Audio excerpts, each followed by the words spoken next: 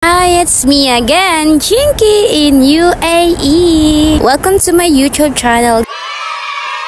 Ngayon ay aming walking time early in the morning, charot. So guys, lumabas kami mga 5 exact.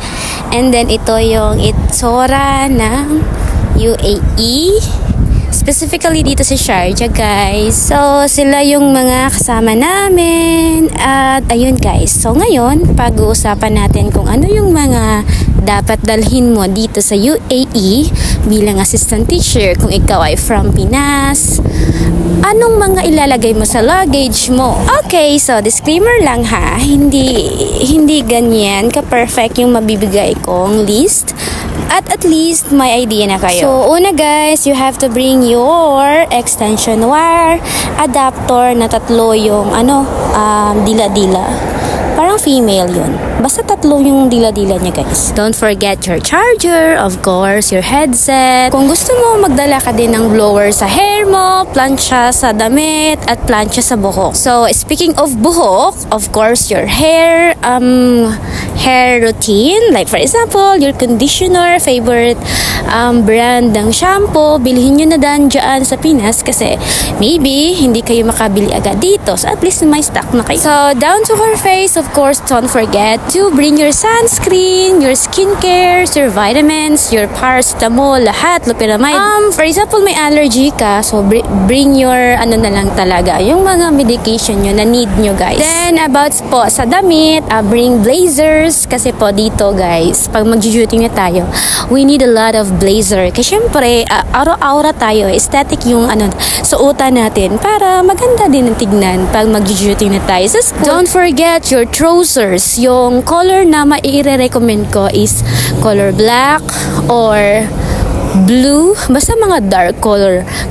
Wag yung mga light guys, like red, yellow, or white. Kasi maybe yung school nyo, hindi nila bet yung mga ganyan. Kasi dito guys, may mga kasamahan kami na sa school nila, bawal silang magsuot ng mga makukulay na trousers or pants. So, dapat yung pants nyo or trousers is maluwag. Hindi siya fit like skinny jeans. Pwede naman kayo magdala ng skinny jeans or mga aura-aura ninyo guys. Basta hindi yung pang duty. Panggala lang. Go. So, ito, sabon pala. Sabon panlaba. Bring at least 1 dozen. And then, toothpaste din. Kasi guys, mahal dito. Siyempre, mag-culture shock pa kaya feeling mo hindi mo kaya.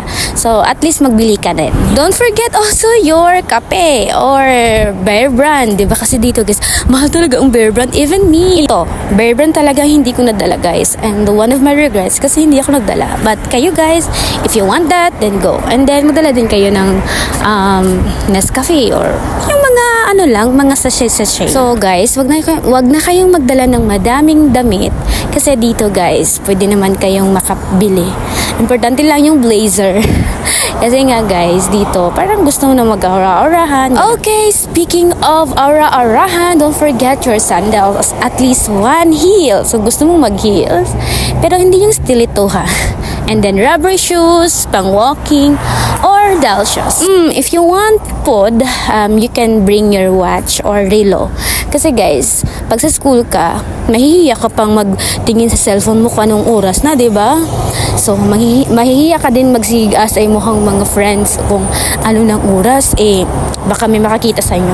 So, bring your watch, guys. Okay, dahil pa summer na, bring your cup, bring your sling bag na maliit. Kasi, luko, always yung idadala talaga yung ID nyo, like Emirates ID and your ATM card.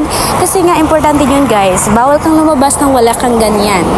Maano ka, alam siya. So, better may sling bag kayo para mapasok nyo lahat ng mga important thing nyo pag lalabas kayo. So guys, sa maleta naman guys, alam ko is free yung 20 kilograms na maleta. So, bibili kayo guys ng malaking maleta like 28 inches to 30 inches. Yan lang yung bilhin nyo guys sa check-in nyo.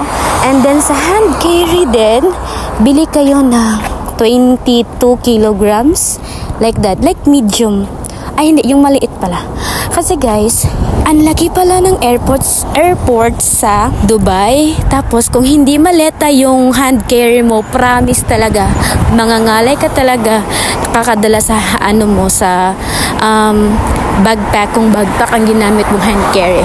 Whereas, kung maliit na malita, sorry na nga, dadalhin mo lang, o diba? Easy peasy. So guys, hindi ko na alam kung ano pang mga needs yung dalhin. Basta yung mga needs nyo, importante yung madala. Gora na, ay okay, yung lotion pala. Yung lotion, pwede nyo na magdala kayo guys. Kahit malaki, dyan lang ninyo ilagay sa luggage na check-in nyo.